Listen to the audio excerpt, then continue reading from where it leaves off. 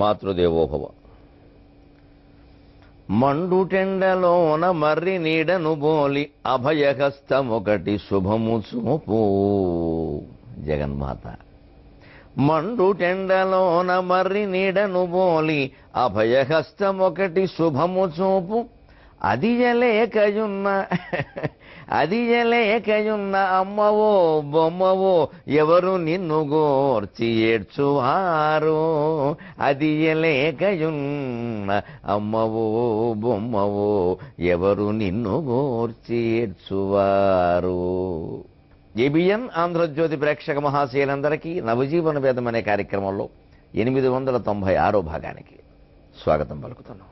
భగవంతుడితో ఇంత హాయిగా మాట్లాడాలి. పసిపిల్లలతో మాట్లాడేటప్పుడు ఎంత అమాయకంగా వాళ్ళ స్థాయిలో ఉండి మాట్లాడతామో, భగవంతుడితో మాట్లాడేటప్పుడు పసిపిల్లల స్థాయిలో ఉండి మాట్లాడాలి. ఎందుకు భగవంతుడి స్థాయికి మనం వెళ్ళలేం. మన పెద్దవాళ్ళ స్థాయికో, మధ్య రకం వయస్సు వాళ్ళ స్థాయికో, పసిపిల్లల స్థాయికో మనం వెళ్ళచ్చు. భగవంతుడి స్థాయికి వెళ్ళలేం. ఎందుకంటే ఒక స్థాయి కాదు అది. అది ఏ స్థాయో మనకి తెలియదు. అది చిరస్థాయి. అంచేత భగవంతుడితో మాట్లాడడానికి అవసరమైన స్థాయి ఏమిటి? ఆయన ముందు ఎంతటి వాళ్ళైనా చిన్నపిల్లలే కాబట్టి మనమే చిన్నపిల్లలే కావాలి. చిన్నపిల్లాడు తల్లినో తండ్రినో ఏదైనా ఒకటి అడిగినప్పుడు ఆ ఒక్క చిన్న కోరిక తీర్చకపోతే మీరు దేనికి అసలు అన్నట్టుగా మాట్లాడతాడు. మండుటెండలోన మర్రి నీడను బోలి అభయహస్తమొకటి శుభము చూపు.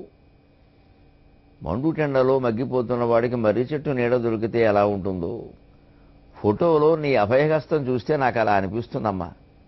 ఏదైనా బాధ మనస్సులో ఉండి, భయం ఉండి, ఒక్కసారి గదిలోకి వెళ్ళి అమ్మవారి ఫోటో చూడగానే నీకేమిట్రా నేను ఉన్నాను కదమ్మా ఎందుకు అలా అన్నట్టుగా ఉంటుందండి. నా అనుభూతి అయితే అంతే. వెంటనే మర్చిపోతాం. ఇంకా ఆవిడుంది చూసుకుంటుంది. ఎప్పుడు సిద్ధంగా ఉంటుంది. పైగా అలాగే మన దేవతా విగ్రహాల గొప్పతనం మీద ఎప్పుడు శ్రీ వెంకటేశ్వర స్వామి అయితే నిలబడే ఉంటాడు పాపం. ఏదో కుర్చీలు పీఠాలు లేనట్టుగా ఇంక ఆయనకంటే కోటీశ్వరుడు ఎవరు? అంచేతను ఆయన ఎందుకు నిలబడి ఉంటాడు? నేను కూడా అవధానం చేస్తుంటే అడిగారు, ఎందుకు అలా కూర్చుని నిలబడి ఉంటాడని. ఏమిటంటే స్వామి ఇతర దేవతలందరూ కూర్చుంటారు, నుంచుంటారు, పడుకున్న భంగిమలు ఉన్నాయి. స్వామివారు ఎప్పుడు వెంకటేశ్వర స్వామి వారు నిలబడి ఉంటారంటే, లేవో కూర్చున్న రత్నపీఠ శతములు శ్రీ వెంకటేశ ప్రభు. ఏవేళన్ గజేంద్రులు కుచేలురు ధ్రువుల్ కృష్ణులు నిన్ను బింతురో రావాయించని ధర్మరక్షణకు చక్రంబోని నిల్చుంటివో నీవే మాకొక మార్గదరిసి విసుమా నీ లీలలిట్లుండునా. ఏ అర్ధరాత్రి వేళ అపరాత్రి వేళ ఏ గజేంద్రుడు ఆర్తితో అరుస్తాడో, ఏ ద్రౌపదీదేవి పిలుస్తుందో బాధతోటి, ఏ కుచేలుడు పిలుస్తాడో మిత్రమా మిత్రమా మిత్రమా ఆకలితో బాధపడుతున్నానయా అంటాడో అని ఎప్పుడెవరు పిలుస్తారో తెలియదు. భక్తుల్లో ఆపద మొక్కుల వాడన్నారు, 7 కొండల వాడన్నారు. ఒక్కసారి పిలిస్తే పలుకుతామన్నారు. మరి వెంటనే పలకపోతే ఎలాగా? పలకుండా వెంటనే పలకాలంటే నిద్రపోకూడదు కదా. నిద్రపోతే వాళ్ళ పిలుపు వినిపించదేమో.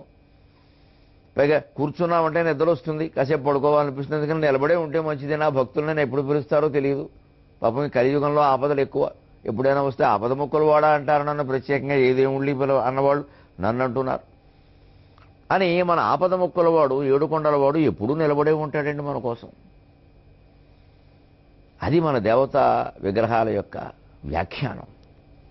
అంత మధుర మనోభావంతో వ్యాఖ్యానం చేసుకుంటే నిజంగా అంతకంటే రక్షణ మనకు ఎక్కడ దొరుకుతుంది? మండుటెండలోన మర్రి నీడను బోలి అభయహస్తమొకటి శుభము చూపు.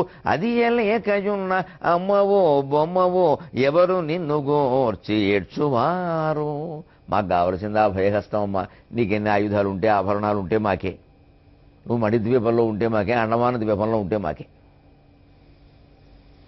మమ్మల్ని కాపాడనప్పుడు దేనికి మీ దేవతలందరూ ఎక్కడ? ఇలాగే ఉంటుంది మన భావన. అలాగే ఉండాలి కూడా. ఆ నమ్మకమే, ఆ అర్తే, ఆ అనన్య భావనే భగవంతుడి నుంచి భగవంతుడు మన రక్షించేలా చేస్తూ. అన్యథా శరణం నాస్తి త్వమేవ శరణం మమ అంటే అర్థం అదే. ఆ అంకిత భావం, ఆత్మాంకిత భావం, సర్వసమర్పణ భావం ఉండాలి. ఇంకందులో మళ్ళీ కల్మషానికి తావులేదు. అలా చేస్తే పాపాత్ముల్నే రక్షిస్తాడు. పుణ్యాత్మలో మనం ఎందుకు భయపడాలండి? పాపాత్ముల్నే కాపాడుతాడు. ఆయన పోలేరా ఏదో చేసావు, నా మాయలో పడ్డావు వెర్రివాడా, ఎక్కడైనా పడకు అంటాడు. వాళ్ళనే కాపాడుతున్నాడు. మనకేం లోపం? మనమేం పాపాలు చేశాం? హాయిగా అడగచ్చు. అది భగవంతుని నుండే విశ్వాసం. ఆ విశ్వాసంతో, పరమాత్మ విశ్వాసంతో, ఆత్మవిశ్వాసంతో ప్రయత్నం చేస్తే ప్రయత్నాలు ఎలా ఉంటాయి? ఇగో గ్రహం బెల్ ఫోన్ కనిపెట్టిన విధానమే. అంబుధిబోలు శస్త్రములకంతుకనుంగొన నీదు వేళ, అంబుధిబోలు శస్త్రములకంతుకనుంగొన నీదు వేళ, ఊహన్ బులకింపజేసిడి రహస్యములెన్నియో కానవచ్చు. తీగంబడి సాగు భాషణము కనపడుచుండగా ట్రింగుమంచు గ్రాహంబలు ఫోను మ్రోగిన మహత్తరమైన క్షణములట్టివే. ఫోన్ కనిపెట్టిన విధానాన్ని ఎంత అందంగా చెబుతుందో చూడండి సముద్రం. గ్రాహంబల్ అని ఒక గొప్ప శాస్త్రవేత్త, మహానుభావుడు. ఆయన వాస్తవంగా దేనికోసం పరిశోధన చేస్తున్నాడంటే, చెవిటి వాళ్ళకి మాటలు వినపడవు కదా, కాబట్టి మనం మాట్లాడిన మాటలు విజిబుల్ స్పీచ్గా మారితే, అక్షరాలుగా మారితే, తీగలో ప్రవహించేటప్పుడు అది విజిబుల్గా మారితే, అక్షరాల రూపం ధరించగలిగితే వాళ్ళు చూడడం ద్వారా దాన్ని అర్థం చేసుకుంటారు కదా అని పాపం చెవిటి వాళ్ళ కోసం విజిబుల్ స్పీచ్, కనిపించేటువంటి సంభాషణ, దృష్టి కనిపించేటువంటి సంభాషణ, మాటలు కనపడాలి. దానికోసం ప్రయత్నం చేశాడు. దీనికోసం ప్రయత్నం చేస్తుంటే ఇంకోటి ఏదో కనపడింది. అందుకే పరిశోధన ఎప్పుడు చేయనివ్వాలి. చేసేవాళ్ళు కూడా మనం అనుకున్నది జరగనంత మాత్రం చేత, ఫలితం రానంత మాత్రం చేత నిరాశపడకూడదు. ఎందుకంటే అసలు దానికోసం ప్రయత్నిస్తుంటే ఇంకోటి ఏదో దొరుకుతుంది. అది మంచిదే. ఆ ప్రయత్నమే ఎప్పటికప్పుడు కొనసాగాలి. లలితా సహస్ర వ్యాఖ్యానంలో సింహభట్ల రామమూర్తి గారు ఒక చోట ఒక రహస్యం చెప్పారు. సంస్కృత భాషలో 50 అక్షరాలు ఉన్నాయి. అందులో 16 అచ్చులు, 34 హల్లులు, కలపండి 50. అక్షరాలు, పదాలు ఎలా ఏర్పడతాయి? పదాలు ఎలా ఏర్పడతాయి? అచ్చులు హల్లులు కలిస్తేనే కదా. అందుకని ఈ 34 హల్లుల్లో 16 అచ్చుల్ని ఎన్ని రకాలుగా కలిపి ఎన్ని మాటలు తయారు చేయగలరో చేయండి అన్నాడు ఆయన. ఈ 16 అచ్చుల్ని 34 హల్లులతోనూ కలిపితే సరిగ్గా విచిత్రంగా 20,736 అక్షరాలు, పదాలు ఏర్పడతాయి. అక్షరాలు, హల్లు అచ్చు కలిసిన పదాలు. దీన్ని గణితంలో ఉండేటువంటి మ్యాట్రిక్స్ సూత్రాల ద్వారా అన్వయం చేస్తే తెలుస్తుంది. దానికి సులభమైన సూత్రాలు కూడా ఊరికే లెక్కలు కట్టక్కల్లా. దానికి స్క్వేర్ రూట్లు కట్టడం కొన్ని సూత్రాలు ఉన్నాయి. ఆ సూత్రం ప్రకారం దొరుకుతుంది. సరిగ్గా మీకు అదే లెక్క ప్రకారం చతుర్బాహువులు కలిగినటువంటి విష్ణుమూర్తి, అందులో శంఖ చక్ర గదా పద్మాలు ఆయన ధరించి ఉంటాడు. ఈ శంఖాన్ని సాధారణంగా శంఖం కుడి చేతిలో, చక్రం కుడి చేతిలో ఉంటుంది. ఇప్పుడు కుడి చేతిలోనే చక్రం వేస్తారు. చక్రం కుడి చేతిలో ఉంటుంది, శంఖం ఎడం చేతిలో ఉంటుంది. ఈ కింద ఎడం చేతిలో పద్మం ఉంటుంది, కుడి చేతిలో ఇక్కడ గద ఉంటుంది, కిందకి ఇలా కిందకి వేలాడుతున్నట్టుగా, కింద నిలబెట్టినట్టుగా. ఇది మామూలు స్వరూపం.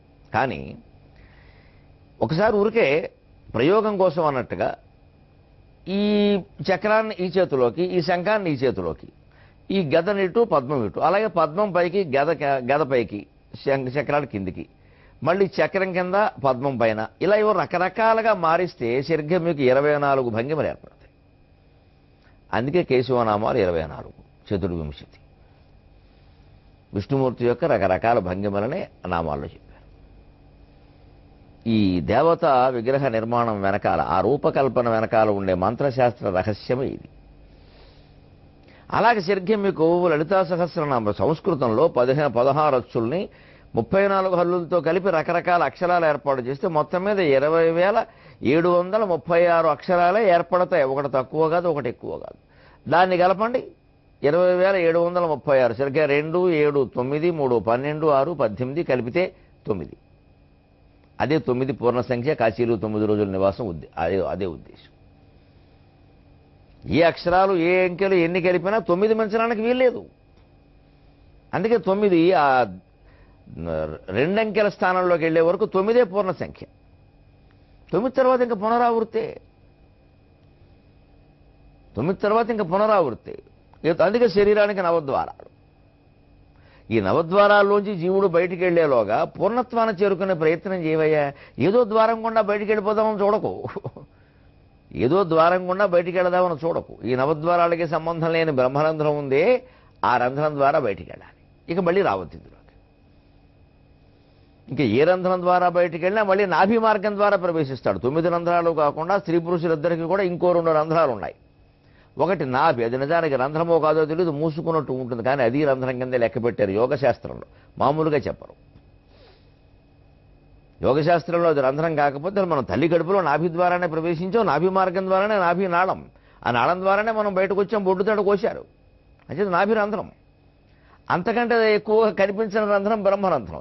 ఈ నాభి రంధ్ర ప్రవేశం అనేది జన్మనిచ్చింది, బ్రహ్మరంధ్ర నిష్క్రమణం అనేది ముక్తినిస్తుంది. అటువంటి అచంచలమైన విశ్వాసంతోనే కృషి చేస్తూ ఉంటే ఒకదాని కోసం ప్రయత్నం చేస్తే ఇంకోటి దొరుకుతుంది. రామూర్తి గారి వ్యాఖ్యానంలో 20,736 కనపడగానే అంతవరకు చెప్పి వదిలేశారు ఆయన. కానీ ఇది కలిపితే 9 అవుతోంది. ఓయ్ బాబోయ్, నవద్వారాలన్నాం, నవరంధ్రాలన్నాం, ఇది విశేషం అన్నమాట. కాశీలో 9 రోజులు అన్నాం, పూర్ణత్వాన్ని చేరుకోవడానికి ఇదే లెక్క. అంచేతే ఈ సరిగ్గా నామాలన్నీ ఏర్పడినటువంటి అక్షరాలు 50 అక్షరాల మించి అందులో ఉండే ఒక సంస్కృతంలో ఉన్నవే 50. అంచేతే ఈ నామాలను ఆశ్రయిస్తే పూర్ణత్వాన్ని చేరగలరు అని అంకెల ద్వారా కూడా రుజువు చేశారు. ఇది మన పరిశోధనలో మనం చదువుతుంటే బయటపడుతుంది, మనం ఆలోచిస్తే. ఇంకా వారికి చెప్పారు కదండి, వారికంటే మనం ఏం చెప్పగలమండి? ఇది ఆత్మవిశ్వాస రాహిత్యం. ఇలాంటి మాటలు అసలు ఎవరి నోట రాకూడదు. వారు ఎంత గొప్ప వ్యాసుడు చెప్పినా సరే మనం ఇంకా చెప్పవలసినవి కొన్ని ఉంటాయి. చెప్పగలిగితే చెబుతాం, లేకపోతే అనుసరిస్తాం. అందుకని చెప్పలేరు అనే మాట మాట్లాడకూడదు. వాల్మీకి రామాయణం రాశాడు కదా అని ఉత్తర రామచరిత్ర రాసిన భవభూతి కానీ కాళిదాసు కానీ రాయడం మానేయలేదు. అనర్ఘరాగం రాసిన మురారి కానీ రాశారు. వాటికి రావాల్సిన ఖ్యాతి వాటికి వచ్చింది. ఎవరి స్థానాలు వారికి ఉంటాయి. వాల్మీకి భయపడి వీరెవరూ మానేయలేరు. అలాగని వాల్మీకి ఎందు వారికి ఏమీ అగౌరవం లేదు. సంస్కృతి పట్ల, పూర్వ ఋషుల పట్ల మనకు ఉండవలసిన భావన ఇదే. ఈ అతి గౌరవాలు అవసరం లేదు, అది మూఢత్వానికి దారితీస్తుంది. అందుకని ఇక్కడ సరిగ్గా చూడండి, అతను విజిబుల్ స్పీచ్, తీగ మీద అలా భాషణ నడుస్తూ ఉంటే ఆ మాటలు కనపడే మాటల కోసం ఆయన ప్రయత్నం చేస్తే ఈ మాటలు ప్రయాణం చేసి చేసి చేసి చేసి కనపడుతూనే ఇంకా సరిగ్గా కనపడకుండా అక్కడికి వెళ్ళి గుయ్యి గుయ్యి గుయ్యి గుయ్యి అని మోగడం మొదలైంది. దాంతో ఆ తీగను సరిగ్గా ఏదో ఇలా పెట్టుకుంటే వినపడుతుంది. అప్పుడు ఆయనకు ఒక ఆలోచన వచ్చింది, అమ్మో ఈ తీగను ఏదో చేసి మొత్తం మీద చెవిలో చేరేలా చేస్తే మాటలు వినపడతాయిగా. ముందు చెవిటి వాళ్ళకి దృశ్య భాషణం సంగతి పక్కనెట్టు, కనబడే మాటలు అది పక్కన పెట్టు. అసలు ఈ మాటలు దూరం పంపించగలము, ఎంత దూరమైనా పంపగలము. అదే కదండి ఫోన్కు కారణం. అంచె శాస్త్రం ఎలాంటిది? సాగరం లాంటిది. అగాధము జల నిధిలోన ఆణిముత్యమున్నటులే, శోకాల మడుగున దాగి సుఖమున్నదిలే. శోధించి ఏది తనంత తానై నీదరికి రాదు, శోధించి సాధించాలి అది ఏ ధీరగుణం. కలకానిది విలువైనది, బ్రతుకో కన్నీటి ధారలలోన బలి చేయకు. కలకానిది విలువైనది. ఎంత గొప్ప పాట అందించారండి మహాకవులు పాత చిత్రాలలో.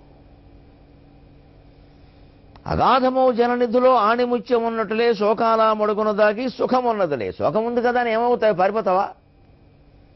లోకమంతా శోకం ఉంది, ఎక్కడికి పారిపోతాం? భూమండలం దాటితే వెళ్ళలేం కదా. లోకమంతా ఉంది శోకం. ఆ శోకం శ్లోకం కావాలి. శ్లోకం చదవగలిగితే లోకం శోకంగా ఉండదు, శ్లోకంగా మారుతుంది. శోక శ్లోకత్వమాగత అంటారు వాల్మీకి విషయం. శోకం శ్లోకత్వాన్ని పొందిందయ్యా, కాబట్టి రామాయణం పుట్టింది. వాల్మీకి కూడా ముందు శోకమే వచ్చింది, పాపం ఆ పక్షిని కొట్టేగానే అది శ్లోకంగా మారింది. ఆ శోకం శ్లోకంగా మారడంలో మార్పు ఎక్కడొచ్చిందండి? లకారం లోకం. అంచేత లోకాన్ని శోకం చేసుకుంటారా, సుశ్లోకం చేసుకుంటారా, అది మీ చేతుల్లో ఉందండి. వాల్మీకి చేసుకున్నాడు అలాగా తన శోకాన్ని శ్లోకంగా. లోకంలో ఉండే శోకాలన్నిటికీ వాల్మీకి శ్లోకం సమాధానం చెప్పింది. మరి ఆ ప్రయత్నం ఆయన చేయకపోతే అది కుదిరేదా? ఈ శోకం ఇంతేలేని ఏడుస్తూ కూర్చుంటే అవుతుందా? అంటే సముద్రం లాంటి శాస్త్రానికి ఎప్పుడు కూడా అంతుకనుగొనని ఇది వేళ, అంతుకనుక్కొనలేము. చాలామంది చెబుతారు సముద్రానికి అపారం అంటారు. సముద్రోబ్ధిరకు ఉపారక పారావార సరిత్ అన్నీ ఉన్నాయి. సరిత్పతి అంటారు. అకూపారము పారావారము అంతే, అవారమైన పారమగలిగినది, ఒడ్డు లేదు. ఒడ్డు లేదన్నారంటే ఈత కొట్టండి. ఒడ్డు దొరకపోయినా కొన్ని కోడిగుడ్డు దొరుకుతుంది, ఏదో ఒకటి దొరుకుతుంది. ఒడ్డు లేదని ఈత కొట్టడం మానేస్తే ఏమీ దొరకదు. పళ్ళు దొరకందుకు పొల కూడా దొరకదు. ప్రయత్నం అంత గొప్పది. ఊహన్ బులకింపజేసిడి రహస్యములన్నీయో కానవచ్చు. అసలు కొన్ని విచిత్రమైన రహస్యాలు మనం ఏదో మామూలుగా చదువుకుంటూ ఉంటే, మనం ఏదో ఒక దృష్టితో ఒక ప్రయోజనం కోసం చదువుతూ ఉంటే, ఇంకా అప్పుడు కనిపించేటువంటి విచిత్రమైన విషయాలు చూస్తే అసలు మనస్సు ఎంత ఊహలో పులకించిపోతుందో, అపారమైన ఆనందాన్ని పొందుతుంది. తీగంబడి సాగు భాషణము కనపడుచుండగా, ఆ తీగ మీద అలా భాషణం అలా పెడుతూ ఉంటే ఏమిటని చూస్తున్న గిడసరి కొయ్యని మోగింది. వెంటనే అబ్బో ఇది పంపించచ్చు అనమాట తీగ ద్వారా. ఈ తీగ ద్వారా పంపించవచ్చు అనేటువంటి రహస్యం మనిషికి అర్థమైన తర్వాత ఇంకా 6 అడుగుల తీగ ఉండదండి, 60,000 గజాల తీగ వస్తుంది. సాధనం దొరికే కిందకు వదిలిపెడతామండి.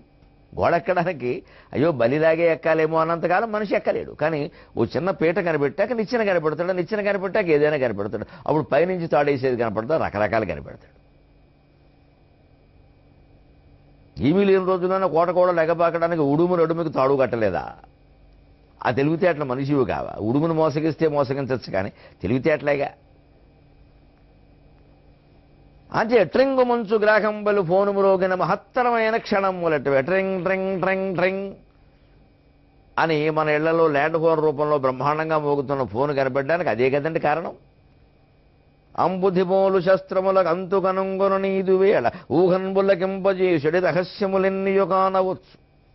తీగంబడి సాగు భాషణము కనపడుచుండగా ట్రింగు మంచు గ్రాహంబలు ఫోను మ్రోగిన మహత్తరమైన క్షణములెట్టివి ఎంత తప్పించిపోవజనించినదో అది. ఫోను కనిపెట్టాడు ఆ మహానుభావుడు అనగానే నాకు ఇంకో పద్యం కూడా రాయాలనిపించింది.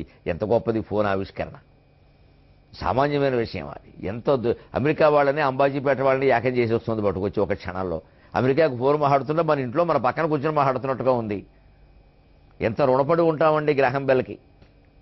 ఎంత తప్పించిపోవజనించినదో అది నేడు చూడు ఖండాంతరమైన ఒక్క క్షణమందు హలో అని పల్కరింపగా. ఎంత తప్పించిపోవజనించినదో అది నేడు చూడు ఖండాంతరమైన ఒక్క క్షణమందు హలోయని పల్కరింపగా. ఎంతగా పుల్కరించు తనువు ఖండాంతరమైన ఒక్క క్షణమందు హలోయని పల్కరింపగా. ఎంతగా పుల్కరించు తనువు ఇంతటి వింతను చెంత చేర్చు ధీమంతునకెంత చేసిన సమంబగు. ఇంతటి వింతను చెంత నిల్పు ధీమంతునకెంత చేసిన సమంబగు. నిద్దురలేచి మ్రొక్కుడి నిద్దురలేచి మ్రొక్కుడి. మన ఇంట్లో ఫోన్ మోగింది అంటే ముందు నమస్కారం, గ్రాహం బెల్లాయ నమః, ఆయనకి నమస్కారం చేయాలి. ఆ బెల్ల లేకపోతే ఈ బెల్ల నీళ్ళు అయ్యేది. ఇలాంటి మహత్తరమైన ఆవిష్కరణలు ఉన్నాయండి. ఎంత తప్పించిపోవజనించినదో అది. ఆ మహానుభావుడు ఎంత తప్పిస్తే ఆ ఫోన్ అనేది పుట్టిందండి. నేడు చూడు ఖండాంతరమైన ఒక్క క్షణమందు హలో అని పలకరింపగా. ఎంతగా పులకరించు తనువు. ఎక్కడ అమెరికా, ఎక్కడ ఆస్ట్రేలియా, ఏమిటి ఆ దేశాల్లో మన పిల్లలో మనవలో ఉండడం ఏమిటి? మనమేదో ఇక్కడి నుంచి మాట్లాడే వీళ్ళు బంగారం. కానీ పక్క ఊరు ఫోన్ కంటే అమెరికా ఫోనే బాగా పలుకుతుంది. మన పక్క ఊరు ఫోన్ పలకదు. సిగ్నల్స్ రావంటాడు. అమెరికా వస్తున్నాయి విచిత్రంగా మన పక్కన కూర్చొని మాట్లాడినట్టే, స్పష్టంగా, చాలా స్పష్టంగా. ఇంతటి వింతను చెంత నిలుపు ధీమంతునకు ఎంత చేసిన సమంబం. ఇటువంటి వింతని మన చెంత నిలిపినటువంటి ధీమంతుడైన గ్రహం బలకి ఏం చేస్తే రుణం తీరుతుందండి? ఏం చెయ్యలేము. అంజలి గావించెద భూసురాన్వజమణి సద్బంధు చింతామణి అని రుక్మిణీదేవి ఆ అగ్నిద్యోతనుడనే బ్రాహ్మణుడితో అన్నట్టే. ఏం చేయమంటావయ్యా, భగవంతుడు తీసుకొచ్చావు నా దగ్గరికి, నీకేమిస్తే సరిపోతుంది? అంజలి గావించెద భూసురాన్వజమణి సద్బంధు చింతామణి, నీకు నమస్కారం చేస్తున్నానయ్యా అంటే ఆ వృద్ధ బ్రాహ్మణుడు, అమ్మా మనవరాలు వయస్సు దానివి, నాకేమిస్తావమ్మా? నేను మాత్రం నీకేమి ఇయ్యగాను? నీ తండ్రిలా నేనేమన్నా మహారాజునా? నీ భర్తలాగా లీలామానుష వేషధారేనా? అందుకని ఆశీర్వదిస్తున్నానమ్మా, సమస్త సన్మంగళాని భవంతు అన్నాడు. ఇదండి ఆ రోజుల్లో కృతజ్ఞతలు, శ్రమలు అంటే ఏమీ. పాపం ఆ బ్రాహ్మణుడు, వృద్ధ బ్రాహ్మణుడు ఇంత చేసినందుకు ఏమీ రుక్మిణీదేవి కళ్యాణంలో కనీసం నాకు 10 రూపాయలు తాంబూలం ఇమ్మని అడగలేదు ఆయన. ఇంతకంటే నీకేమి ఇయ్యలేను, నమస్కారం చేస్తున్నా అంటే నేను అంతకంటే ఏమి ఇయ్యలేనమ్మా, ఆశీర్వదిస్తున్నాను అన్నాడు ఆయన. ఎంత గొప్ప సంస్కృతి అండి ఇది. నమస్కారం, ఆశీర్వచనం, ఇంకేం లేదండి. మధ్యలో దేనికిలండి కానుకలు? ఇవన్నీ ఉంటాయా, ఏమైనా వాడుకుంటారా? నమస్కారం, ఆశీర్వచనం చాలు, ఇంకేం అక్కర్లా. ఇది ఫోన్ గొప్పతనం. ఎవరికి ఫోను ఏం చేసిందో నాకు తెలియదు, కానీ నాకు అమెరికా వీసా ఇప్పించింది ఫోనే. 99లో ఎప్పుడో నేను అమెరికా వీసా కోసం మొదటిసారి, అప్పుడు ఇంకా విదేశాలు వెళ్ళడం కాదు, విమానం కూడా ఎక్కలేదు, ప్రయత్నం చేస్తే రాలేదు. సరే, మనకి ప్రయత్నం మీదే నమ్మకం కదా, మొదటి నుంచి అంతే. దైవాన్ని నమ్ముకున్నాం, ప్రయత్నం మళ్ళీ చేశాం. 2001లో అప్పాజేశ్వర సత్యనారాయణ గారు అనేటువంటి మహానుభావుడు పాపం అజోవిహో తరపున పిలిపించి దానికి ప్రయత్నం చేయండి, పర్వాలేదు చూద్దామంటే వెడితే విచిత్రంగా అక్కడ చాలా నిలబడి ఉన్నారు. నేను నిలబడ్డాను. వాడేవాడు అమెరికా వాడు భాష మనకి అర్థం కావడమే కష్టం. ఏదో అర్థం చేసుకుంటాం, మొత్తం మీద మాట్లాడుతున్నాం. అప్పటికి తెలుగులో అనువాదాలు ఇవన్నీ లేవు అక్కడ. కానీ మీకు చూశాడు, చూసి మీరేమిటి వాట్ ఆర్ యు అని అడిగాడు. అయ్యే మా పోయెట్ అంటే మామూలుగా పోయెట్లు చాలామంది పోయెట్ట కాకిరెట్ట వాడు పట్టించుకోడు, చాలామంది ఉంటారు పోయిట్లు. అందుకని ఐఎమ్ స్పాంటేనియస్ పోయెట్ అన్న. అవధానే అంటే వాడికి తెలియదు అదేమిటంటాడు. అందుకని spontaneous poet what is that అన్నాడు. I can compose a poem immediately on the spot అన్నాను. వెంటనే వాడికి ఆశ్చర్యం. Compose a poem immediately, can you compose a poem నవ్వు అన్నాడు. ఎస్ అన్నా, వై నాట్ అన్నాను. ఇప్పుడు వాడు ఏమడిగితే మనకు చెప్పేద్దాం, దానికే ఉంది. ఇప్పుడు ఎలాగో తెలుగు వాడికి రాదు కదా. వాడు చిత్రంగా వాడికి చుట్టూ చూశాడు. ఇదే ల్యాండ్ ఫోన్ ఉంది అక్కడ. యూ క్యాన్ కంపోజ్ పోయం అంది ఫోన్ అని. ఇది ఫోన్ మీద పోయం ఏమిటి? అయినా నేను ధైర్యం చేసి ఇంక అవధానం ఎందుకు పడలేక, ట్రింగు ట్రింగు మనసు కంగారు పెట్టును వచ్చి చూచినంత పలుకబోదు, ట్రింగు ట్రింగు మనసు కంగారు పెట్టును వచ్చి చూచినంత పలుకబోదు, ఎంత దూరమైన ఇట్టె ఏకము చేయు, ఎంత దూరమైన ఇట్టె ఏకము చేయు, ఫోను పెట్టే ఇప్పుడు పోపు పెట్టే అన్నాను నేను. వెంటనే గోల్డ్ నవ్వారు అక్కడ ఉన్న ఆడాళ్ళు మగాళ్ళు అందరూ. తెలుగు వాళ్ళు ఉన్నారు క్యూలో. వాడికి అమెరికా వాడికి ఒక మొక్క ఆంధ్ర భాష అర్థం కాల, కానీ వీళ్ళు ఎందుకు నవ్వారో అర్థమైంది. వేర్ ద లాఫింగ్ అని ఆస్కదేమ్మా, నేనేం చేయను. వాళ్ళు ఎందుకు నవ్వుతాడు, వాళ్ళని అడగవా, నేను అవ్వలేదుగా, నేను వ్యవసాయం అవ్వలేదని ఏడుస్తున్నా, నేను అవ్వట్లేదు అన్నాను నేను. వాళ్ళని అడగ ఆశ్చర్యపో, వెరీ గుడ్ పోయం, లేదా వాళ్ళు ఎందుకు నవ్వుతారు అని చెప్పి వెంటనే తీసి I can't understand why your rejected the visa, I too can't understand అన్నాను. నీకు ఎందుకు వీసా ఇవ్వలేదు నాకు అర్థం కావట్లేదు, నాకు అర్థం కావలేదు, నన్నేం చేయమంటాడు. Don't worry, you will get a long visa. Long visa అంటే ఎంత పొడుగిస్తాడు అనుకున్నా. వాడు 10 ఏళ్ళకి ఇచ్చాడు. నాకున్న అవధాన విద్య, ఆశు కవిత శక్తి నాకు వీసా తెప్పించిందని నా ప్రయోజనం నెరవేరింది. కానీ ఇదేదో వాడు అడుగుతాడని నేను చెబుతామని నేనేం అనుకోవాలా, దాని గురించి నాకేం ఊహలు లేవు. అంటే మన ప్రయత్నం మనం చేస్తే భగవంతుడు మనని రక్షిస్తాడు. కోరికలు సహా అన్నీ తీరతాయి, ఆపదలు తొలగిపోతాయి. అపదాపహర్తారం దాతారం సర్వసంపద. ఆపదలు పోగొడతాడు రామచంద్రమూర్తి, అన్ని కోరికలు ఇస్తాడు. మన ప్రయత్నం మనం చేయాలి కదా. అడగడానికి కూడా మొహమాటం ఏడుస్తూ కూర్చుంటే ఆయన ఎందుకు వస్తాడు? ఏడిచేవాడి ఇంటికి దేవుడు వస్తాడా? ఈ ప్రయత్నమే ఈవేళ అపూర్వమైనటువంటి శాస్త్ర విజ్ఞానమయమైన ప్రపంచాన్ని నిర్మించి మనకిచ్చింది. అందుకే మనం గ్రహించాల్సింది ఏమిటంటే, కవితో చెబుతోంది సముద్రం, కవి నువ్వు కవివి. ఇప్పుడు Graham bell, Gutenberg, Alva Edison వీళ్ళందరూ శాస్త్రజ్ఞులు. కానీ మీ ఇద్దరికీ ఓ పోలికుందయ్యా అంది. ఓ కవి, శాస్త్రవేత్తలకు ఊహలదేలు కవీశ్వరాళికి లోకముతోడి ఘర్షణకు లోటగునై. ఓ కవి, శాస్త్రవేత్తలకు ఊహలదేలు కవీశ్వరాళికి లోకముతోడి ఘర్షణకు లోటగునై. ఎటువైపు చూచినన్ చీకటిదారులే వెలుగు చిక్కుటకై కనుపాపలందునన్ వేకువ తెచ్చుకోవలను వీధులనే వెలిగింపజేయగన్. ఇది గ్రాహం బెల్ నుంచి ఏ మహానుభావుడి చరిత్రలోకి, ఏ శాస్త్రవేత్త జీవితంలోకి వెళ్ళబోతుందో ప్రేక్షకులు ఊహించవచ్చు. వీధులనే వెలిగింపజేయగన్ అన్న దాంట్లో ఉంది అది. ఓ కవి, శాస్త్రవేత్తలకు ఊహలదేలు కవీశ్వరాళికి లోకముతోడి ఘర్షణకు లోటగుని. ఎప్పుడు శాస్త్రవేత్తకి కవికి లోకంతో ఘర్షణ తప్పదండి. శాస్త్రం బుద్ధికి సంబంధించింది, కవిత్వం మనస్సుకు సంబంధించింది. ఎప్పుడూ మన మనస్సు ఎవరితో ఒకరితో ఘర్షణ పడుతూ ఉంటుంది. చూడండి, ఏకాంతంగా ఉన్నా సరే మనకేదో ఒక కొత్త విషయం తెలుస్తుంది, వెంటనే మన మనస్సు ఊరుకోదు. మన శత్రువో మనం వ్యతిరేకించేవాడో ఎవడో ఉంటాడు, స్త్రీలింగమో పుల్లింగమో నపుంసకలింగమో. వాడికి అది తెలియనట్టు, వాడు ఓడిపోయినట్టు, వాడు బుర్ర మాడిపోయేలా మనం ఆ విషయం చెప్పినట్టు, అందరూ మనని పొగిడినట్టు, వాడిని తిట్టినట్టు మనమే ఊహించుకుంటూ ఉంటాం. ఈ ఊహల్లో మన శరీరం, మన శత్రువు శరీరం, మధ్యలో చప్పట్లు కొట్టే వాళ్ళ శరీరాలు అన్నీ మనమే ధరించాం. ఈ శరీరాలన్నీ మనవా? అదే శంకరాచార్య వివేక చూడమణిలో చెబుతారు. 3 శరీరాలు: ఛాయా శరీరం, ప్రతిబింబ శరీరం, మనోరథ శరీరం, స్వప్న శరీరం. ఇన్ని ధరిస్తున్నావయా, అవన్నీ నీవా? అవన్నీ నీవిగానంటే ఈ శరీరం కూడా నీది కాదు పో అన్నాడు ఆయన. దాని నుంచి ఆయన వేదాంతం లాగాడు. ఇక్కడ కవిత్వ రూపంలో ఏం చెబుతున్నా అంటే, ఎప్పుడూ కవికి ఘర్షణ తప్పదండి. విశ్వనాథ సత్యనారాయణ గారు వెర్రి ఘర్షణ పడ్డాడు లోకంతో. లేదా 200 పుస్తకాలు రాయాల్సిన అవసరం లేదు ఆయనకి. పురాణ వేరే గ్రంథవాలంతా అపూర్వమైన ఘర్షణ. ఎందుకంటే సమాజంలో ఉన్న విశ్వాసాలు వేరు, ఆయనకు తోస్తున్న విషయాలు వేరు. అవి చెప్పదలుచుకున్నాడు ఆయన. అంతవరకు సంప్రదాయము, సంస్కృతి, గ్రంథాల పట్ల లోకంలో ప్రచారంలో ఉన్న భావాలు వేరు, ఆయన చెప్పదలుచుకున్న విషయాలు వేరు. విపరీతంగా వామపక్ష భావాలు, నాస్తికత్వాలు బాగా వ్యాపించేసినటువంటి రోజుల్లో, బాగా వ్యాపించేసినటువంటి ప్రాంతంలో ఎర్రవాడ బెజవాడలో పుట్టాడు ఆయన. ఎందుకు ఘర్షణ పడకుండా ఉంటాడు? సంప్రదాయ ప్రపంచం మొత్తానికి ఒకే ఒక మేరు పర్వతంలా నిలబడ్డాడు. ఒక్కడే దిక్కు ఎవరంటే విశ్వనాథ ఆ రోజుల్లో. అంచేత ఘర్షణ తప్పదయ్యా. అంచేత ఏం చేయాలి? ఎటువైపు చూసిన చీకటి దారులే, బతకనేరు. ఎక్కడ చూసినా చీకటే. కానీ కనుపాపలందునన్ వేకువ తెచ్చుకోవలను, వెలుగు చిక్కుటగా. ఆ వెలుగు పొందడానికి తన కనుపాపంలో తానే వెలుగు తెచ్చుకోవాలి. ఎందుకు? వీధుల్ని వెలిగింపజేయడానికి. అంటే ఆత్మస్థైర్యంతో ఆత్మధైర్యాన్ని పొందాలి. స్థైర్యం ఉంటే ధైర్యం వస్తుంది. స్థిరంగా 23.5 గంటలు ఈ విషయాన్ని ఆలోచించండి. స్థిరంగా ఉంటే ధీరత్వంతో ఉంటాం. సెలవు.